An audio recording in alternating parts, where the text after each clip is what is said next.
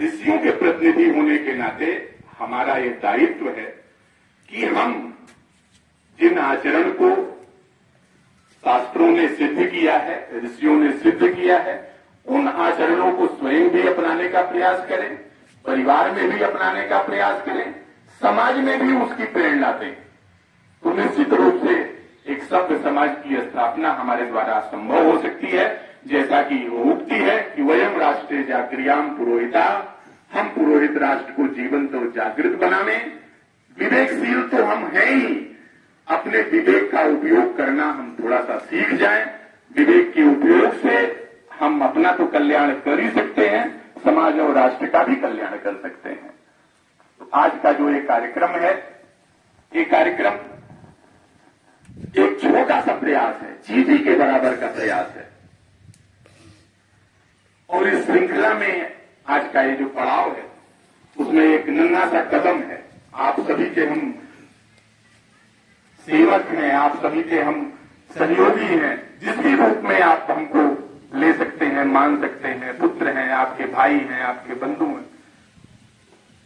हमारे हृदय में यह भाव आया अंतर्राष्ट्रीय ब्राह्मण महासभा के तत्वावधान में कि चूंकि ब्राह्मण महासभा से तो बहुत सारे संगठन बने हुए हैं और उनमें अनेक प्रकार के क्रियाकलाप होते रहते हैं, चलते रहते हैं। कुछ राजनीतिक, कुछ सामाजिक, कुछ आध्यात्मिक क्रियाकलापों करते रहते हैं। लेकिन जहां से आध्यात्म निकलता है, जहां से धर्म निकलता है, जिनके माध्यम से निकलता है, समाज में फैलता है, वे हमारे पुरोहित वर्ग अगर किसी भी कारण से उपेक्षा के शिकार बने रहे तो कितना भी प्रयास कर लिया जाए, अगर जड़ को, पेड़ की जड़ को नहीं सींचा जाएगा तो हम पत्तों पे कितना भी पानी डालते रहें, कितना भी उसकी देखभाल पत्तों की करते रहें, तो पेड़ को सूखना लाजमी, पेड़ सूख जाएगा। लेकिन यदि हम जड़ पे पानी डालेंगे, क्योंकि हिंदू धर्म, सनातन धर्म, वैदिक धर्म की पताका को जन जन, घर घर तक पहुंचाने का कार्य करने वाले प्रतिनिधि का नाम है पुरोहित। इस नाते प्रथम सम्मानीय है। जहां कहीं भी, जब भी कहीं भी हम सबको अवसर मिले तो ऐसे आयोजन करते रहना चाहिए कि हमें अपने समाज के, अपने क्षेत्र के पुरोहितों को सम्मानित करने का जब भी कभी अवसर मिले तो हमको इस दिशा में प्रयास करना चाहिए। और सम्मान वस्तुओं से संभव नहीं है।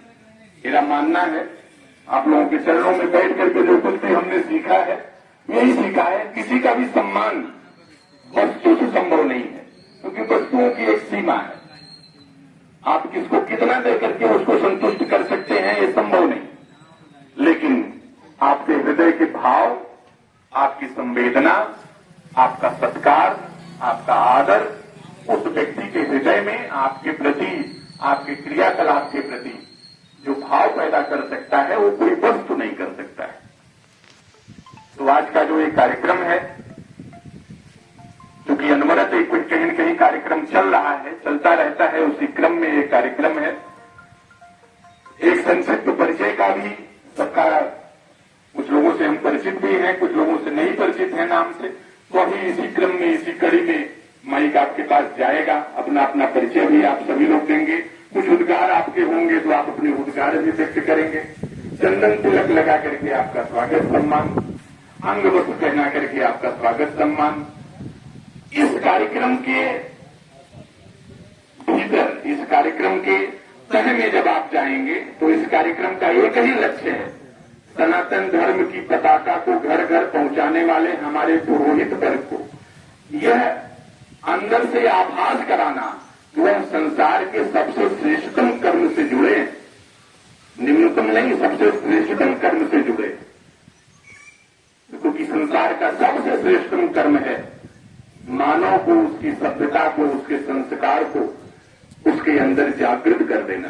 तो आप समाज में संस्कारों को जागृत करने का माध्यम है, समाज में संस्कारों को जागृत करने का कार्य करते हैं। इसलिए आप संसार में सबसे पूजनीय हैं।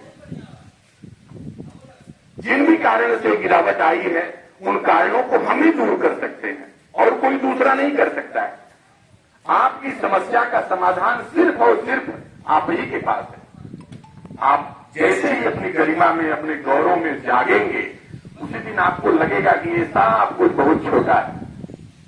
आपको अपनी गरिमा का, अपने गौरव का बोध, अभी आदरणीय मिश्र जी कह रहे थे, वशिष्ठ जी और विश्वामित्र का उपाख्यान आपको बता रहे थे।